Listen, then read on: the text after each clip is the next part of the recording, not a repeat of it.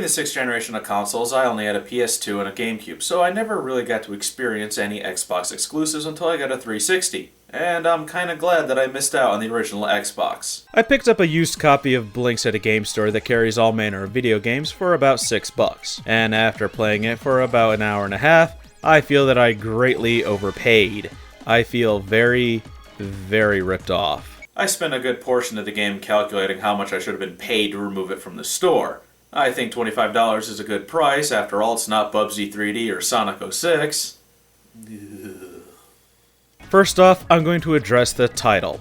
Blinx the Time Sweeper. That sounds like a pretty badass title, doesn't it? The words Time Sweeper make it sound like you're going to master time itself, making it your plaything as you try to save the world. Sounds cool, right? You're gonna be so disappointed when you learn the truth. Before I get into anything more, let's talk about Blinx himself. Blinx is an orange cat. Look at him. We can all agree that he's a child-friendly type of character, like Nintendo's Mario, or Sega's Sonic the Hedgehog, or Sony's Jak and Daxter, or Sly Cooper. Do you see where I'm going with this yet? Blinx was a proposed mascot for the Xbox, because Master Chief was seen as too violent and he really didn't have an identity at the time because his face was hidden behind his helmet. But because the Blinx game was unpopular, very unpopular, Master Chief was seen as the unofficial mascot for the Xbox, although Blinx was seen as the mascot for the Xbox in Japan for a short time. There's a reason why Blinx failed to be a mascot, and you'll probably see why, but I'll also explain it later.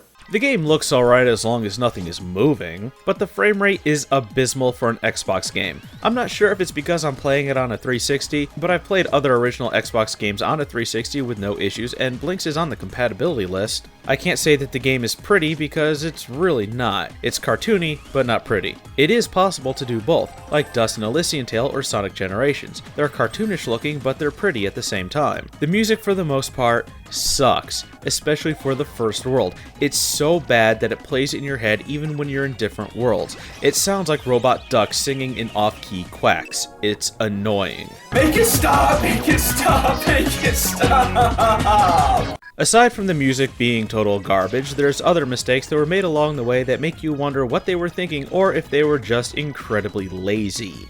And I hope you like puns, because each world in Blinx is a pun with time, like Times Square, Hourglass Caves, Temple of Lost Time, and Deja Vu Canals. Speaking of Deja Vu, Blinx is an orange cat whose name starts with a B and contains 5 letters. Just like another orange video game cat whose name starts with a B and contains 5 letters.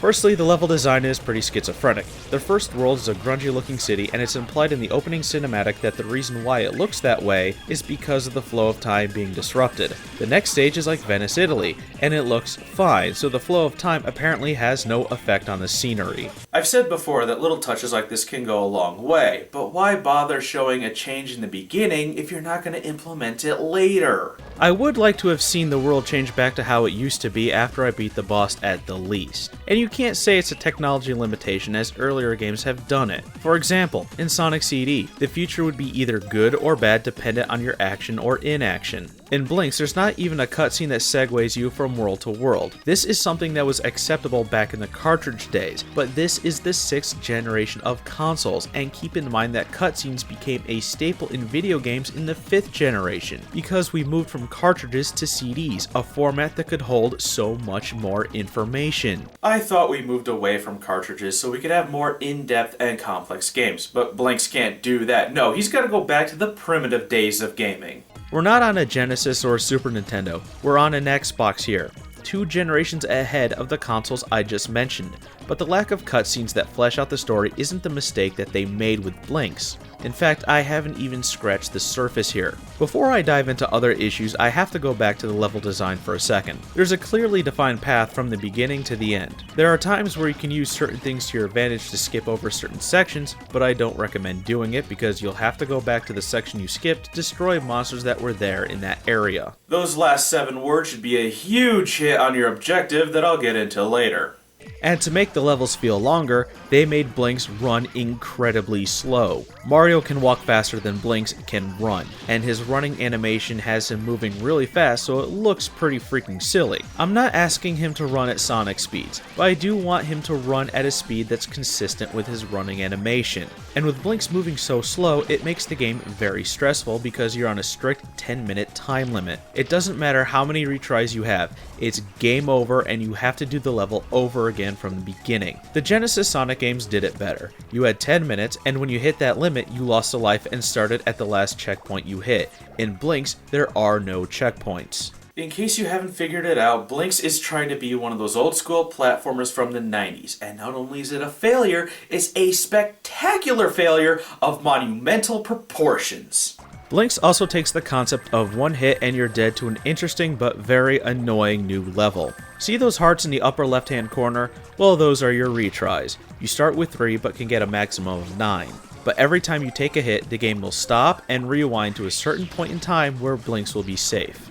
This is bad for a few reasons. The first reason is because it's annoying as hell to watch stuff that happened in reverse. It would be much quicker if Blinx would just get back up where he stood, but therein lies another problem. The retries function as your lives and hit points. Take a hit, lose a retry. Sounds like a hit point, right? Lose all your retries and it's game over.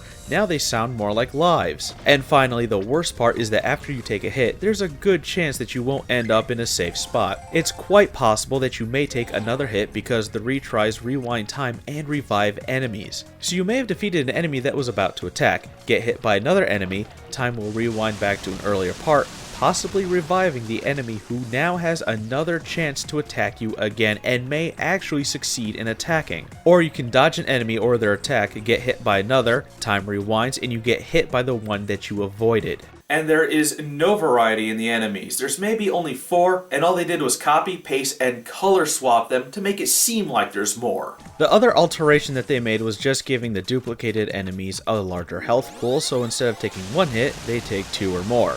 And this brings me to the combat, the poor combat. To be able to attack, you need to suck up garbage with your vacuum cleaner and then fire it at the monsters. I'm going to repeat that because it bears repeating. You suck up garbage with your vacuum cleaner and shoot the garbage at monsters. And this is all you do for the entirety of the game. Find and kill the monsters, then go on to the next stage, and this is why Blinx fails.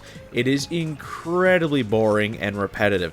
There is no excitement, there is nothing interesting to see, it's a boring chore. And here's the truth. You're not some badass time cop. You're a janitor! And you're not even a good janitor if you're slinging garbage around. There's also a limited amount of stuff for you to suck up to fire at enemies. There's more than enough trash for you to use, and if you miss, you can pick it up again. However, you may miss and the trash may go someplace where you can't retrieve it. And there's no way to aim at all. There's not even the slightest hint of an auto aim feature. When you shoot, the trash will just go straight in front of you. So you better hope that your target is directly in front of you, otherwise you're going to miss. The most perfect example of the poor combat is in World 3, Level 3. Where you'll be standing on a spinning platform that for some reason you can slide off of. Then you have to jump and shoot at a floating and moving target while adjusting your aim the entire time as you're turned around each time you land on the spinning platform. And each time you miss, the trash lands in sand that will take you to the bottom of the level if you fall in. Stuff like that will happen a lot. And like I said earlier, putting time limits on a slow-moving character doesn't help. One of the other problems that the game has is that when you fire an object, it may just drop in front of you. While this is just a mere annoyance with regular trash, it becomes a run for your life moment when a bomb just drops out of your vacuum cleaner instead of hurling towards an enemy. And as you've seen, this is all there is to the game. You go into a level, kill all the monsters, exit the level. You do this 27 times. 27 times. 27 times. 20 freaking 7 times. This is so damn boring. And the lack of cutscenes makes it even more boring because there's nothing entertaining to watch after you beat a boss. In addition to the 27 levels, there's a boss stage. There's a total of 9 bosses, but just like the enemies, 4 of them are copy and paste of previous bosses with a slight variation.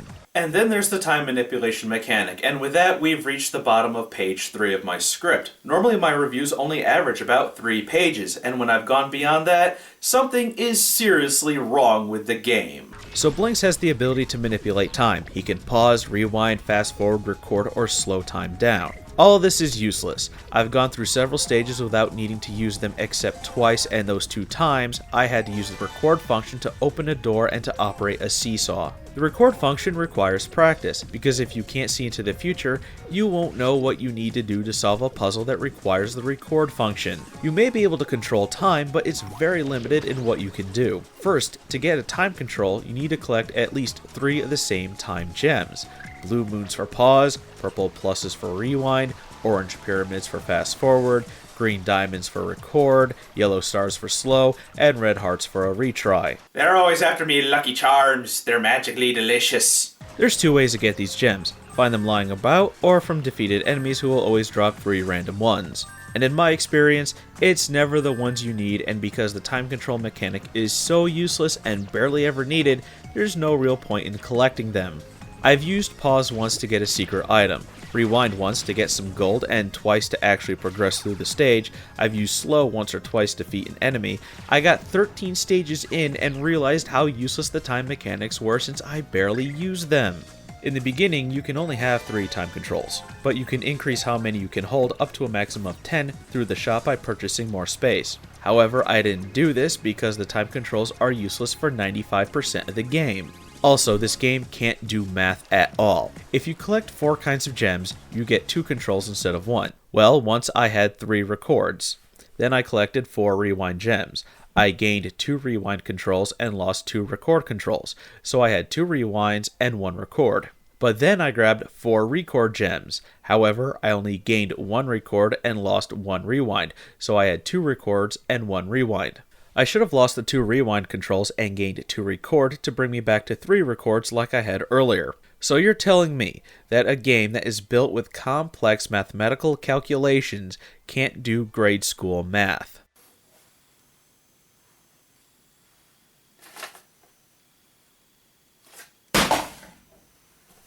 The time controls hardly give you an advantage against your enemies. I've used pause a few times, fired junk at an enemy, and it didn't do any damage to them. The only time control that is somewhat useful is the slow, and it comes in handy during boss fights. One of the other things that makes no sense and annoys the crap out of me is that the enemies get a couple seconds of invincibility after taking a hit. Why would a game designer do this? It's stupid, and it slows down the already slow gameplay even more so because you have to wait for the enemy to recover. The game forces the player to play fair against the enemy. Of course, the game doesn't impose those restrictions on itself, mainly because the AI is too damn stupid.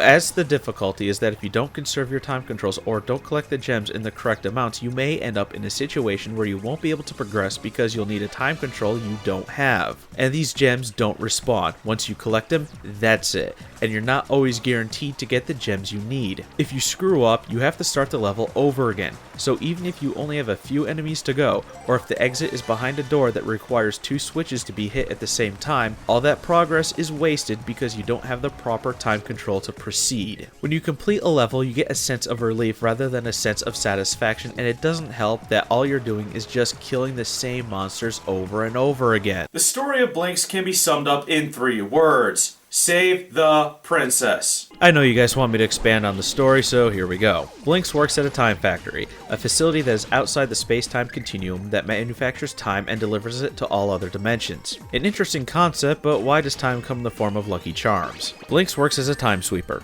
Whenever there are disruptions in time, the sweepers go out and clean it up before the time disruptions turn into time monsters that can apparently travel into other dimensions and distort time there. Well, the Tom Tom Gang, a group of pigs, goes into one of the dimensions and starts stealing time so they can sell it to other dimensions. Things quickly become unstable and time monsters start running amok. A girl that is apparently a princess pleads for help, but the time factory finds it better to seal the dimension off, suspending everything and everyone inside it indefinitely. Blinx decides to jump in and save the dimension as all the other sweepers evacuate. So the time factory is run by morons, since they don't want to sacrifice one of their own even if it is for the safety of all other dimensions. I'm not surprised. Everyone in this game is a moron. Even the Tom Tom Gang knows that time crystals will turn into monsters if left unchecked, and they're still going about stealing time crystals throughout the entire game. Eventually, Blinx reaches the Tom Tom gang and the princess. Then the final boss appears who can use time controls, making you fight the bosses from worlds 4, 6, 7, and 8 again. And those bosses are already copy and paste of bosses from worlds 1, 2, 3, and 5. That is so incredibly lazy. That is unacceptably lazy. The game is already bad enough. Why would you prolong this torment? I'm pretty sure the Geneva Convention would have something to say about this. Anyway, Blinx saves the dimension, gets a hug from the princess. End of an unsatisfying story to a poorly made game. And finally, there's the Golden Shop, which is done incorrectly, and I wouldn't expect anything less from this game. Along your way, you'll find gold versions of the time crystals. Collect them and you'll get money that you can use towards items in the shop. Any trash that you have when you exit the stage will be converted to gold, and here's the problem. You get very little gold from any of this. So if you want to get those items in the shop, you have to grind for gold. And a lot of the vacuum cleaners are useless or are only needed for one stage because of a silly gimmick. So it's a waste of gold, and there's little cosmetic things that you can buy which have no impact on gameplay. Another thing that I didn't mention is that you can jump onto walls. You cannot jump off them though. I've made Blinx cling onto wall only to slide off of it. I've hit the jump button to try and jump off and it didn't work. I've tried holding the analog stick in the opposite direction and jump, nothing. Move left or right and jump, didn't work. So that leads me to believe that there was supposed to be a wall jump mechanic, but they just never finished it. There's also cat medals you can collect that give you prizes that are just silly pictures or concept art that are pretty worthless. The only good prize is that when you collect all the medals, you get to buy the ultimate vacuum cleaner. Yes, you have to buy it. It's not given to you despite all your hard work. And it's 90,000 gold, and it is the most expensive item in the game. The second most expensive sweeper is 4,000 gold. That's a huge price hike and will require hours upon hours of grinding for gold, which is time that you have wasted and will never get back. Blinx the Time Sweeper is the perfect example of cool concept, terrible execution. This game belongs in the garbage where it should rot for all time, and the developer should be tried at The Hague for this crime. Since I tortured myself with this piece of trash, the least you could do is like, comment, and subscribe, and maybe share it with your friends too. And be sure to check out some of my other videos while you're at it.